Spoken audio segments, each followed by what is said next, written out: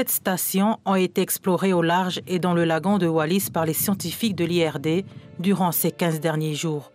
Plus de 90 espèces différentes de spongiaires ont été récoltées, beaucoup plus que ce qui ont été récolté ailleurs. Un bilan positif pour Sylvain Pétec.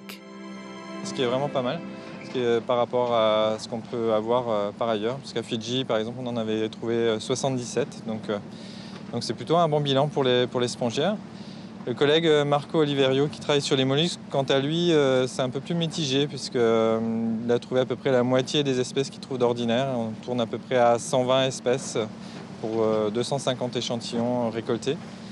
Et le collègue des Gorgones, c'est à peu près pareil, c'est-à-dire qu'il a trouvé près la moitié de ce qu'il trouve d'ordinaire. Donc là, voilà, c'est un peu plus mitigé sur ces deux aspects-là. Ces différents organismes récoltés contiennent en effet des molécules actives qui suscitent de vrais espoirs dans le domaine de la pharmacologie. Ces organismes possèdent des propriétés antibiotiques, antivirales et anticancéreuses. Or, ce qui a surpris les scientifiques lors des explorations, 20 à 50 mètres de la couverture corallienne de la côte ouest de l'île est menacée. Toute la partie ouest, on a vraiment beaucoup de casse au niveau corallien. Beaucoup de débris coralliens, beaucoup d'acropora renversés, ce genre de choses. Et ce qui serait certainement en lien apparemment avec le cyclone Evan qui est passé en 2012 et qui aurait pu causer ce genre de choses, parce que c'était assez impressionnant, quoi.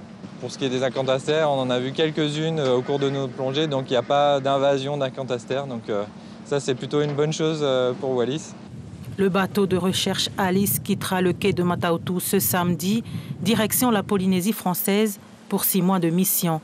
Quant à Sylvain Pétec, il rentrera en Nouvelle-Calédonie ce lundi 6 août pour entamer ses analyses en laboratoire avant de se rendre dans les îles Tuamotu en octobre prochain pour de nouvelles explorations.